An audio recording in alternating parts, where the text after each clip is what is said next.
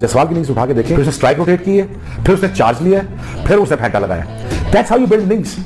It's very simple. ये कौन समझाएगा हमारे बच्चों को? इंडिया कोई और ही क्रिकेट खेल रहा है। ये टेस्ट क्रिकेट, वनडे, टी20 क्रिकेट नहीं है। ये डेमोलेशन है, ये तबाही और बर्बादी है। ये बैट बॉल नहीं है, इंडिया बॉल है। ये इंडिया ने वो दिखा दिया क्रिकेट जो बैट बॉल भी नहीं खेल सकते। मुझे गलत साबित करा इंडियन यंगस्टर ने, बासित अली को तजर्बे को फेल कर दिया।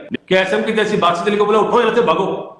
ये पाकिस्तान की टीम नहीं, ये इंडिया की टीम है। इंग्लैंड को मेरे ख्याल से आज तक किसी ने इतना ठोका नहीं होगा इतनी यंग एज पे जितना जायसवाल ने मारा है। इंग्लैंड इंडिया आई है तब मारा है, ये इंग्लैंड गया है तब मारा है, लगातार इंग्लैंड को ठोकता रहता है जायसवाल। मतलब यानी इतना मैच्योर वो लड़के खेलते हैं कि जो काफी अरसे से अपनी टीम से क्रिकेट खेल रहे हो, टेस्ट क्रिकेट बहुत खेल रहे हो, या फर्स्ट क्लास क्रिकेट उन्होंने बहुत खेली हो। अनबिलीवेबल परफॉर्मेंस, अनबिलीवेबल बैटिंग, मजा आ रहा देखने का। जायसवाल ने जैसे बैटिंग की है। अरे जायसवाल को देखो, हीरा है हमारा।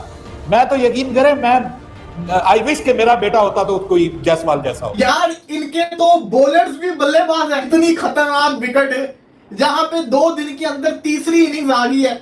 उस विकेट के ऊपर एक नाइट वॉचमैन और इंग्लैंड को रुला दिया। एक चीज मैंने आज समझनी है कि इंडिया के जो प्लेयर्स हैं, जो नए प्लेयर्स आते हैं, उसमें क्या ऐसी खासियत है कि जो भी नया प्लेयर आता है वो रन करने लग जाता है। तो ऐसी फीलिंग आ रही है कि पाकिस्तान भी उसे थोड़ा बहुत कुछ सीख कर तो आगे इंग्लैंड के खिलाफ ऐसी कोई परफॉर्मेंस ले सकता है। अल्लाह करे कि वो पाकिस्तान जो है वो इस तरह की हरकतें और इस तरह की परफॉर्मेंसेस सीखे। वो बैटिंग जिस तरीके से कर रहा था, बॉल ब्रेक हो रहा है, उसकी रिस्पेक्ट दे रहा है।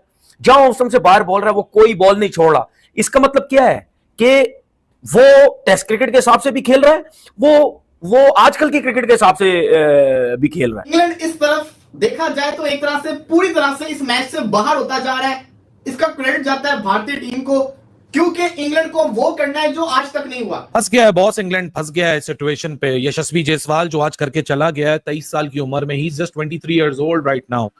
6ठी टेस्ट 100 जिसमें से 2 सेंचुरीज, डबल 100s हैं। यशस्वी जायसवाल फिर एक दफा उस सिचुएशन में खड़ा हुआ है और बताया इंग्लैंड को कि भाई तुम लोगों को सताना मेरी फितरत में शामिल है, मेरे खून में शामिल है। वो एक यंग लड़का जिसने इतनी क्रिकेट ही नहीं खेली हुई, उसने रिस्पॉन्सिबिलिटी ली, उसने परफॉर्म जो है वो किया। मैं ये सिर्फ कह रहा हूं कि देखें हमारे यंगस्टर जो पाकिस्तान के हैं उन्होंने भी परफॉर्म किया है थोड़ा बहुत, ऐसा नहीं है। लेकिन मैं सिर्फ ये कहता हूं कि उनके प्लेयर्स जिस तरीके से क्रिकेट खेलते हैं वो अटैकिंग क्रिकेट खेलते हैं। ऐसा लग रहा था कि आकाशदीप जो वो रगड़ रहा है इंग्लैंड को, हर एंगल पे वो शॉटें मार रहा था, हर जबरदस्त किस्म की वो शॉट मार रहा था और वो तरस रहे थे कि किसी तरह आकाशदीप का विकेट मिल जाए। मतलब मुझे तो ऐसा लगा कि जायसवाल से ज्यादा इंपॉर्टेंट विकेट इनको जो आकाशदीप का लग रहा है। इंडिया ने टारगेट इतना ज्यादा बना लिया है कि अब इंग्लैंड को ये टारगेट अगर चेज करना है तो वो इस मैदान का रिकॉर्ड टारगेट चेज कर। यंग लड़का जिसने इतनी क्रिकेट ही नहीं खेली हुई, उसने रिस्पॉन्सिबिलिटी ली, उसने परफॉर्म जो है वो किया। मैं ये सिर्फ कह रहा हूं कि देखें हमारे यंगस्टर जो पाकिस्तान के हैं उन्होंने भी परफॉर्म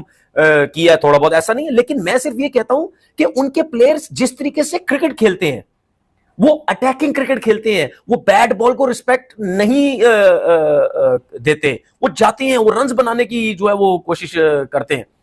कौन सा जायसवाल ने कोई 50 रन कोई 25 बॉलों पे किए, उसने भी 80 कुछ बॉल्स पे उसने 50 किए, 100 रन भी कुछ काफी बॉल्स पे किए हैं। लेकिन आप ये देखो कि वो जो बैट बॉल उस पे जाता है,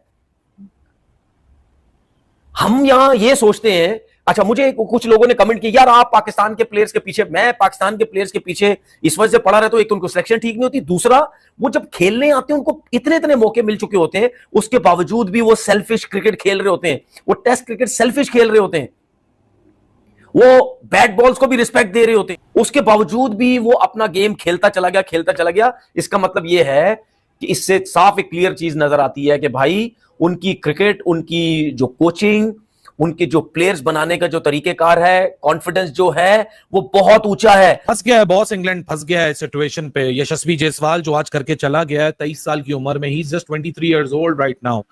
6ठी टेस्ट 100 जिसमें से 2 सेंचुरीज, डबल 100s हैं।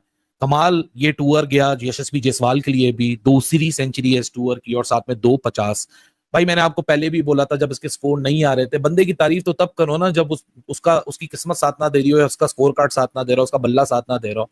हमने तो आपको सब भी बोला था कि इसकी डक आए या इसके 1 रन आए, सिंगल डिजिट आए, डबल डिजिट आए, 50 आए ना आए, ये बंदा जनरेशनल टैलेंट है। Yashasvi Jaiswal, the kind of exuberance that he is showing at this level only in 2 years of his test cricket, जब से इसने डेब्यू किया पिछले 2 साल से, कोई भी दुनिया का टेस्ट ओपनर, माइंड यू दुनिया का कोई भी टेस्ट ओपनर 37 से ज्यादा एवरेज नहीं करता, and he is operating at 50 plus only in last 2 years।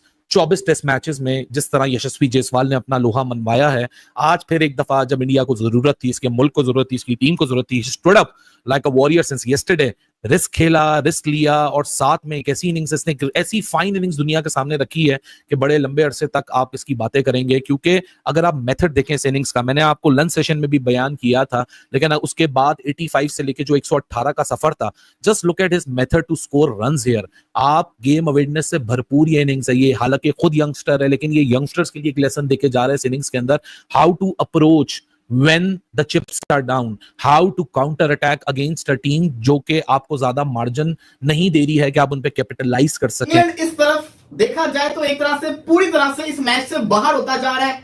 इसका क्रेडिट जाता है भारतीय टीम को, क्योंकि इंग्लैंड को वो करना है जो आज तक नहीं हुआ। इंग्लैंड को ओवल के अंदर, दी ओवल लंदन के अंदर हाईएस्ट टारगेट चेस करना पड़ेगा। जी हां, क्रेडिट गोज टू यशस्वी जायसवाल, जिसने अपनी इस सीरीज का स्टार्ट 100 के साथ किया। वही जायसवाल इस सीरीज को एंड भी करके गया 100 के अंदर। यह कहा जाता है कि जिस प्लेयर ने लॉर्ड्स और ओवल के अंदर सेंचुरी मारी, उस प्लेयर को हाई रेटेड समझो, वो प्लेयर बड़ा शानदार है। क्योंकि ये दो ऐसी जगह है जहां पे इंग्लैंड में सबसे ज्यादा बॉलर्स को मदद मिलती है इन दो कंडीशंस के अंदर। और जायसवाल का आप जरा रिकॉर्ड देखिए, जायसवाल के लास्ट 3 100 आपको पता है कहां कहां हैं। ये वाला 100 आया दी ओवल के अंदर इंग्लैंड, इससे पिछला 100 आया लीड्स के अंदर, उससे पिछला 100 आया पर्थ के अंदर। 6 सेंचुरीज ये बंदा मार चुका हुआ है, 118 मार के जाता है। अगर आप ऐसे खिलाड़ी का कैच छोड़ोगे तो फिर तो वो ये करेगा। इंडिया ने टारगेट इतना ज्यादा बना लिया है कि अब इंग्लैंड को ये टारगेट अगर चेज करना है तो वो इस मैदान का रिकॉर्ड टारगेट चेज करना पड़ेगा। आपको मैं बताता चलूं कि हाईएस्ट एवर जो चेज हुआ है इस मैदान में वो 263 रन हैं, और वो भी बहुत ज्यादा पुरानी बात है, मतलब अर्ली 90s की 100 साल से पुरानी बात।